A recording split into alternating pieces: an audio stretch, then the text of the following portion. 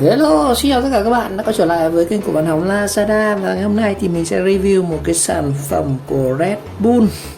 Nói đến Red Bull thì người ta nghĩ ngay đến những cái lon bò húc như này. Nhưng ngày hôm nay thì mình không review cái này mà mình review một cái sản phẩm khác của Red Bull, có thể nói cũng khá là mới mẻ trên thị trường. Đó chính là cái kẹo của Red Bull. Đó. Cái này thì mình sẽ review với cái kẹo Red Bull này, xem nó như thế nào. Nó lánh cái đéo.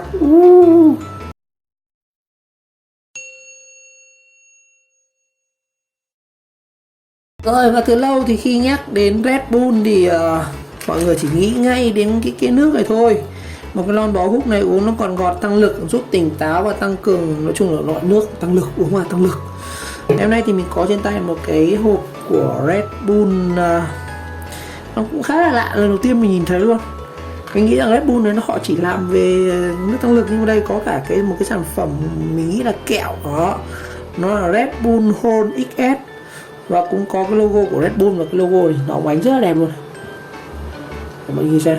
Đó, nhìn nó bánh rất là đẹp luôn nhé. Đó. Cái lon này thì không đến thế, nhưng mà cùng một logo này. Và trên này thì nó ghi là sugar free. Ngoài ra thì hoàn toàn là tiếng Thái. Dưới này có một dòng tiếng Anh là after opening drying condition, tức là sau khi mà bóc bung cái hộp này ra thì chúng ta sẽ bảo quản khô. Rồi mặt hông thì chúng ta cũng chẳng có gì cả. Ở phía sau thì chúng ta sẽ có là nó cũng toàn tiếng Thái lọ thôi. Có duy nhất nữa đây. Ở đây HXS Red Bull Mix Free Float Sugar Free Candy, tức là trộn giữa hoa quả, một chút đường và cái gì free candy là ngọt không biết lắm. Dưới này thì sản xuất ở Thái Lan nhé, sản phẩm này sản xuất luôn tại Thái Lan. Một hộp này thì là 13,8 gram, và đây nó có cả mã QR code và sử dụng là đến sử dụng trước ngày 19 tháng 4 năm 22. Còn cái này mình không rõ lắm. Đó. Ở phía trên thì chúng ta sẽ có một cái tem niêm phong Hold XS, dưới đáy thì chẳng có gì. Đó. Và cái kẹo này thì cũng đã bung rồi. Đó. Rồi, cái thông tin về sản phẩm này thì thực là mình không biết, mình chưa biết được cái sản phẩm này, thì chúng ta thử đi tìm trên mạng xem thông tin về cái sản phẩm này như thế nào. Rồi, mình sẽ search là kẹo Red Bull. Có lẽ là cũng sẽ rất là nhiều người lần đầu tiên nghe cái sản phẩm kẹo Red Bull này giống mình. Chúng ta cũng thử tìm xem là cái kẹo Red Bull này thì nó có những cái gì nhá. Tại vì khi hoàn toàn tiếng Thái mình không dịch được. Đó.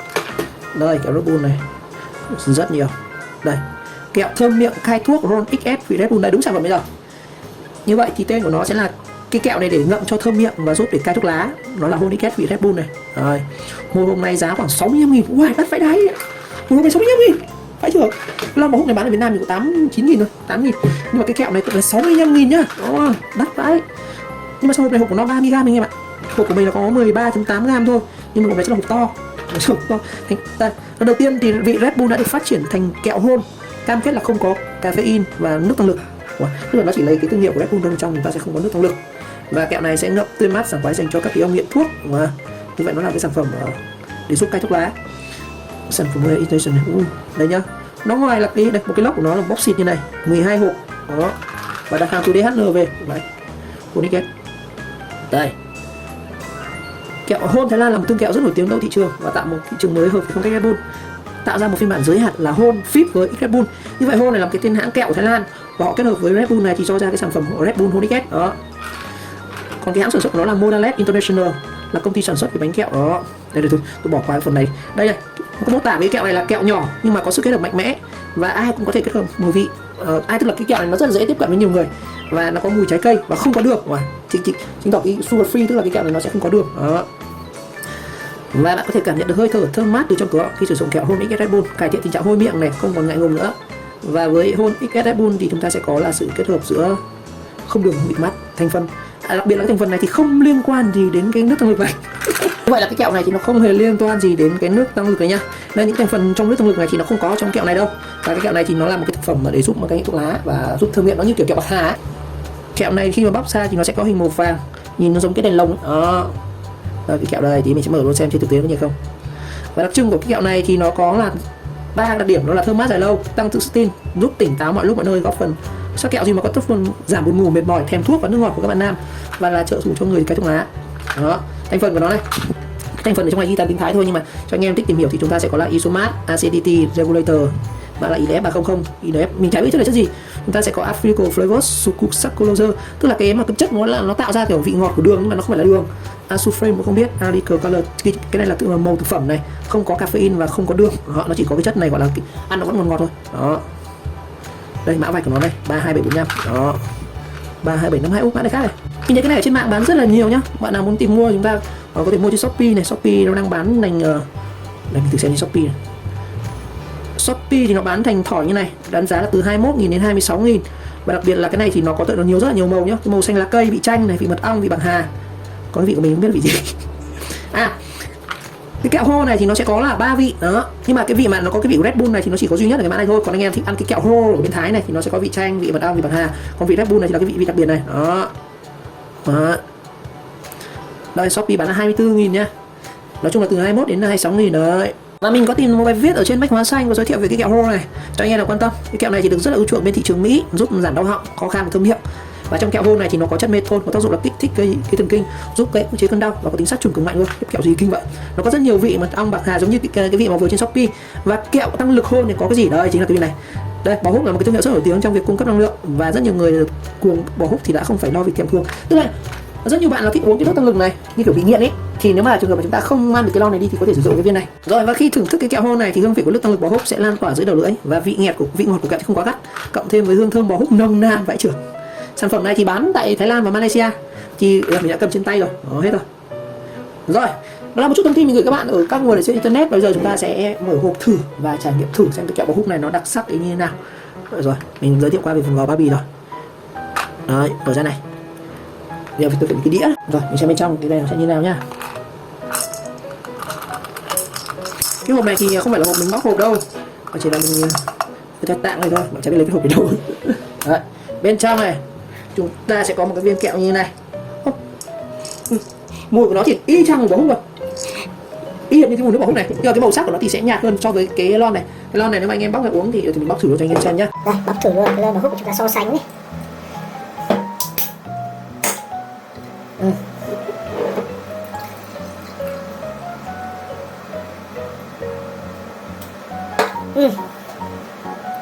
Đây là cái màu sắc của lon bò húc Red Bull. Và bên này thì là chính là kẹo hôn XS đó. Các bạn ý rằng cái màu sắc của nó thì mình thấy là nó nhạt hơn. Cái bên màu húc này thì màu nó rất là vàng đậm nên là nó vàng đậm luôn. Trong khi cái kẹo hôn XS này thì màu nó nhạt hơn, đáng rất là nhiều. Nhưng về mùi, bên này thơm hơn, bên này nó mùi rất là thơm. Cái kẹo hôn này thì nó có phảng phất một chút cái mùi của Red Bull, nhưng mùi của Red Bull thì nó nồng hơn này, thơm. Rồi, bây giờ mình sẽ thử về chi tiết bên trong, cái chi tiết kẹo bên kẹo này xem nào. Đây, cái kẹo này thì nó đúc theo là cái hình một cái hình viên bi, nhưng mà nó sẽ làm một cái đai ở giữa này, và giữa đai thì nó sẽ có một cái khe hở đó. Mình không biết ý tưởng của hãng sản xuất này họ muốn ý tưởng là cho cái kẹo này là cái gì, nhưng mà nhìn nó như quả lựu đạn nhìn giống quả lựu đạn nhé. Nhưng mà đây, nó làm rất là cực kỳ nhé, chứ không phải là viên kẹo tròn bình thường, nên là những cái viên kẹo hình kiểu khác nó làm có một cách là chúng ta sẽ có một cái viên hình bù dục đấy, bọc một cái đai ở ngoài đó, nhìn rất là hay. Và trên này thì không khác cái gì đâu đó. Một hộp này thì nó tính theo lạng nên chính xác mình không biết là bao nhiêu viên, nhưng mà trong này mình sơ mình đếm nhá, thì có khoảng ở chỗ này khoảng 20 viên. 20 viên này không biết là kẹo mới hay kẹo cũ á, nhưng mà mình sẽ ăn thử viên để tải bạn những mùi vị nó như nào. Thử viên này.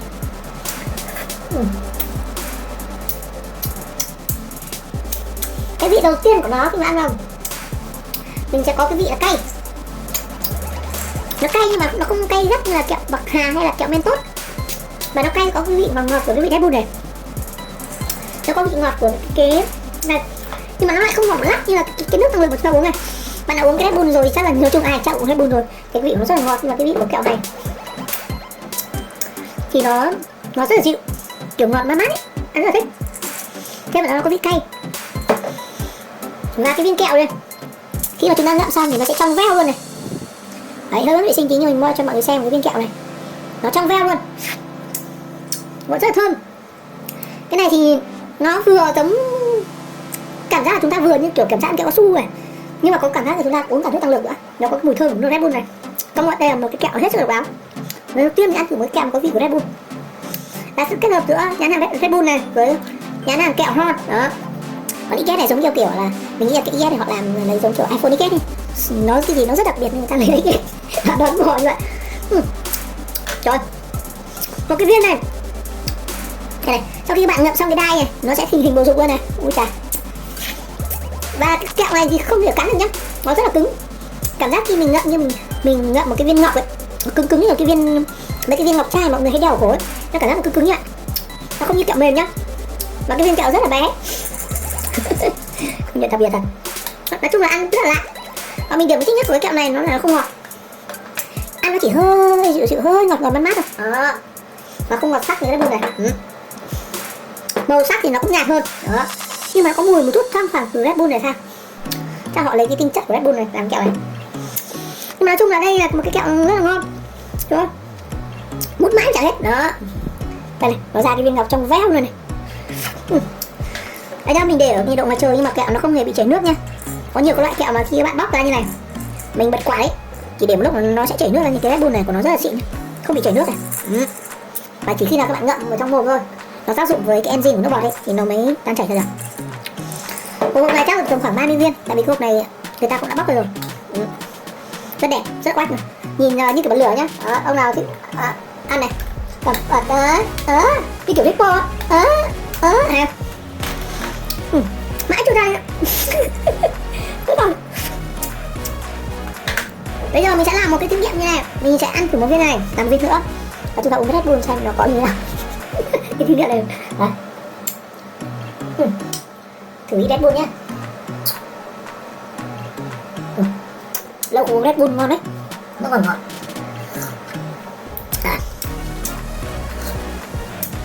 Công nhận lâu không uống Red Bull thấy ngon. Ngon đấy. Cái Red Bull này thì nó ngọt hơn rất là nhiều. Cái này thì dịu này. Nếu bạn nào sợ ngọt thì mà vẫn thích Red Bull thì mình nghĩ rằng có thể lựa chọn cái kẹo Red Bull này. Cái kẹo Red Bull này thì lúc nãy mình có tham khảo các nguồn tài liệu, có chia sẻ 3 công thức này. Thứ nhất, dành cho những người cai thuốc lá này, những bạn là bác nào vẫn đang trong tình cai thuốc ấy mà cảm thấy nhạt mồm nhạt miệng thì mình có thể sử dụng cái kẹo này. Đó.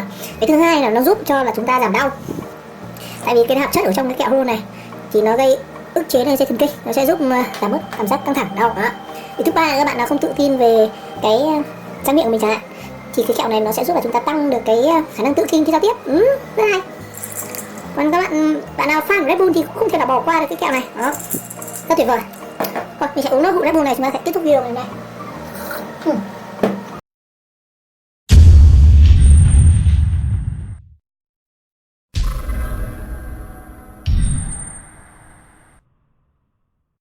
Rồi như vậy trong video ngày hôm nay thì mình giới thiệu các bạn về một cái loại kẹo mới trên thị trường, đó chính là Red Bull Horlicks Sugar Free.